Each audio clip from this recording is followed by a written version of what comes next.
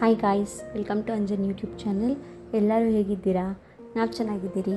ನಾನಿವತ್ತು ಟೊಮೆಟೊ ಬಾತ್ ಮಾಡಿದ್ದೀನಿ. ತುಂಬ ಈಸಿಯಾಗಿ ಮಾಡ್ಬೋದು, ತುಂಬ ಕಡಿಮೆ ಇಂಗ್ರೀಡಿಯೆಂಟ್ಸು. ಮಾಡೋದು ಹೇಗೆ ಅಂತ ನೋಡೋಣ ಬನ್ನಿ. ಇಲ್ಲಿ ನಾನು ರುಬ್ಕೊಳ್ಳೋದಕ್ಕೆ ಒಂದು ಟೊಮೆಟೊ, ಒಂದು ಈರುಳ್ಳಿ, ಸ್ವಲ್ಪ ಕೊಬ್ಬರಿ, ಒಂದು ಹಸಿಮೆಣ್ಸಿನ್ಕಾಯಿ, ಸ್ವಲ್ಪ ಶುಂಠಿ, ಒಂದು ಸ್ವಲ್ಪ ಬೆಳ್ಳುಳ್ಳಿ, ಇದಕ್ಕೆ ಖಾರದ ಪುಡಿ ಹಾಕ್ಕೊಂಡು ರುಬ್ಕೋತಾ ಇದ್ದೀನಿ. ಇದೆಲ್ಲ ಹಸಿನೇ ರುಬ್ಕೊಳ್ಳಿ. ಈಗ ಒಂದು ಕುಕ್ಕರ್ನ ಆನ್ ಮಾಡಿಕೊಂಡು ಇದಕ್ಕೆ ಸ್ವಲ್ಪ ಎಣ್ಣೆ ಹಾಕ್ಕೊಳ್ಳಿ. ಎಣ್ಣೆ ಕಾದ್ಮೇಲೆ ಪಲಾವ್ ಸಾಮಾನು ಹಾಕಿ ಸ್ವಲ್ಪ ಫ್ರೈ ಮಾಡ್ಕೊಳ್ಳಿ.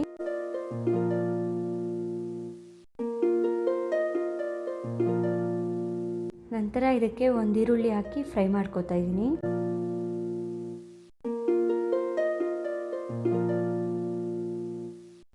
ಈಗ ಈರುಳ್ಳಿಗೆ ಸ್ವಲ್ಪ ಉಪ್ಪು ಹಾಕ್ಕೊಳ್ಳಿ.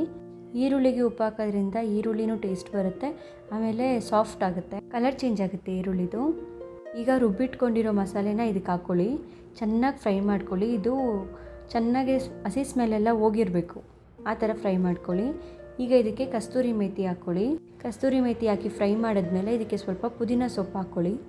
ಇದೆಲ್ಲ ಚೆನ್ನಾಗಿ ಹೊಂದ್ಕೊಳ್ಳೋವರೆಗೂ ಫ್ರೈ ಮಾಡ್ಕೊಳ್ಳಿ.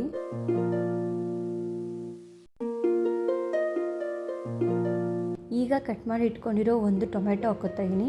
ಟೊಮೆಟೊನ ನಾನು ದೊಡ್ಡದಾಗೆ ಕಟ್ ಮಾಡ್ಕೊಂಡಿದ್ದೀನಿ, ಬಿಕಾಸ್ ಇದು ಫುಲ್ ಸ್ಮ್ಯಾಶ್ ಆಗೋಗುತ್ತೆ.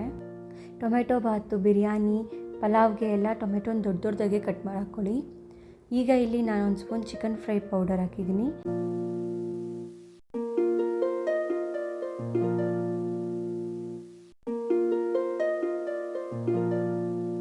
ಈಗ ಇದು ಚೆನ್ನಾಗಿ ಫ್ರೈ ಆಗಿದೆ ನೋಡಿ, ತಳ ಎಷ್ಟು ಚೆನ್ನಾಗಿ ಬಿಡ್ತಿದೆ, ಈ ಥರ ಬಿಡಬೇಕು. ಈಗ ನಾನಿಲ್ಲಿ 1.5 ಗ್ಲಾಸಷ್ಟು ಅಕ್ಕಿ ಹಾಕ್ಕೊಂಡಿದ್ದೀನಿ. ಬಟಾಣಿ ಹಾಕೋದು ಮರ್ತಿದ್ದೆ. ಅಕ್ಕಿ ಹಾಕೋದಕ್ಕಿಂತ ಮುಂಚೆನೇ ಬಟಾಣಿ ಹಾಕಿ ಫ್ರೈ ಮಾಡ್ಕೋಬೇಕು, ಅದಕ್ಕೆ ಇವಾಗ ಹಾಕ್ತಾಯಿದ್ದೀನಿ. ಓಕೆ, ಏನಾಗೋದಿಲ್ಲ. ಚೆನ್ನಾಗಿ ಫ್ರೈ ಮಾಡಿಕೊಂಡು 1.5 ಗ್ಲಾಸ್ ಅಕ್ಕಿಗೆ 3 ಗ್ಲಾಸ್ ನೀರು ಹಾಕ್ಕೋಬೇಕು.